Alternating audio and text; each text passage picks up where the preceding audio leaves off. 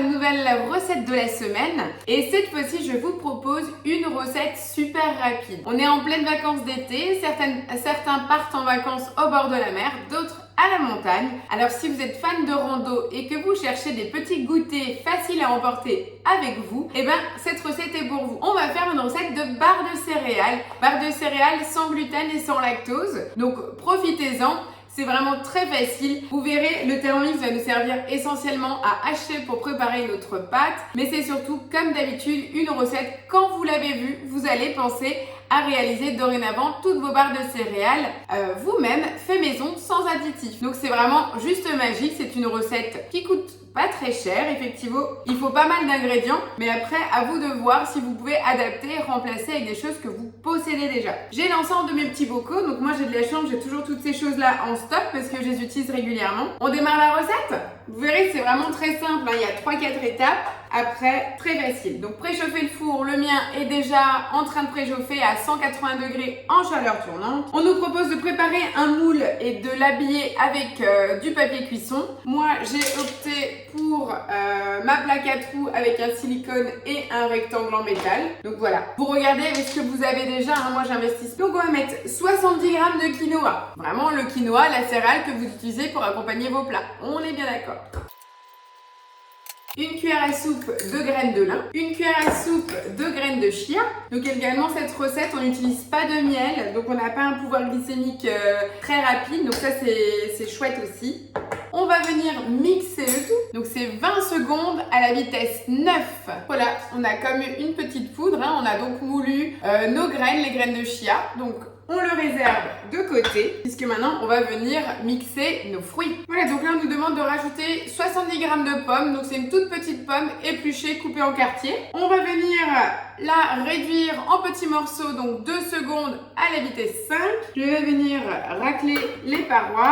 Donc là on me demande de rajouter des dattes dénoyautées. Je n'en avais pas, j'ai pas du tout envie de me priver de la recette. J'ai des figues, donc je remplace par des figues. C'est vraiment le côté fruits secs et puis qui sont assez sucrés aussi pour vous donner du collant pour la texture. 80 g d'abricots et on me demande également des cranberries. Et bien j'en avais pile ce qu'il me fallait, c'était un petit reste. Et cette fois-ci on va donner des impulsions turbo. Donc c'est 1 seconde en turbo et on nous demande indiqué en bas de renouveler 3 fois. Donc pour déverrouiller le turbo, pensez tout simplement à cliquer sur le logo et on passe sur suivant. Comme ça va nous déverrouiller. Donc sans avoir raclé, regardez les résultats. Donc au total 4 secondes de turbo en impulsion. Donc là on a vraiment quelque chose de pâteux. On est pas mal. Donc à ce mélange de fruits, on va venir maintenant rajouter 90 g de flocons d'avoine, les 70 g de céréales soufflées, donc ça fait un gros volume, 30 g de noix de coco râpées, 70 g de sucre de fleurs de coco et pour finir 2 cuillères à soupe de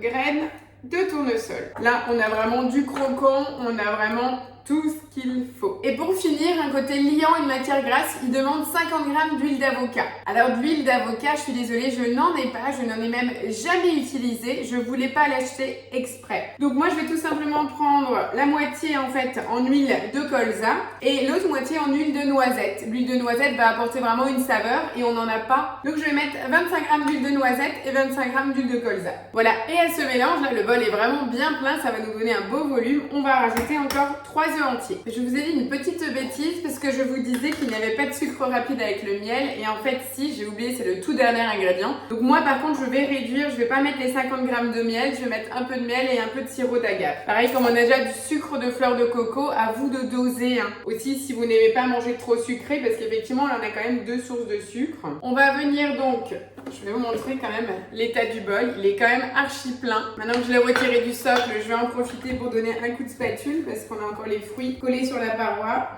Et donc à ce gros bol, on va venir rajouter donc le quinoa qu'on avait mixé tout au début de la recette. Et là, on va enfin venir mélanger l'ensemble de notre pâte. 30 secondes à la vitesse 3 en sens inverse, puisqu'on a déjà découpé. Les graines de tournesol, on va essayer de les laisser au maximum entières pour avoir le côté craquant. Et donc là, ça crépite. Notre riz soufflé est en train de boire les liquides. En tout cas, ce mélange a l'air plus que sympa. J'ai déjà versé une partie.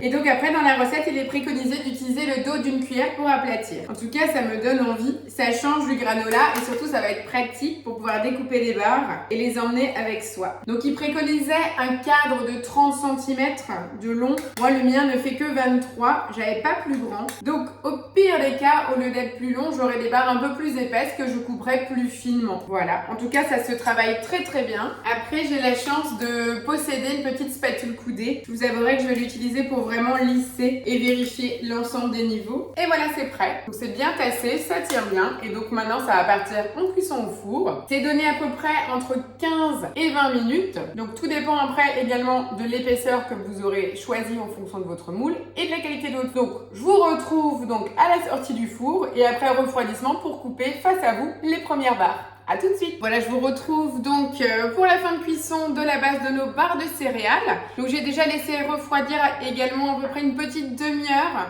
Le mieux est de trancher en fait le résultat une fois refroidi. Si c'est trop chaud, en fait, ça va s'émietter. Donc j'ai passé un petit couteau tout autour en fait du cadre pour libérer. Là, vous avez donc la base et il n'y a plus qu'à trancher. Donc je vais le retirer, je vais le mettre directement sur le plan de travail et je vais venir trancher mes petites barres de céréales. Donc là, comme dit, vous allez pouvoir, elles sont toutes fraîches, vous allez pouvoir les garder plusieurs jours dans une boîte à gâteaux en métal.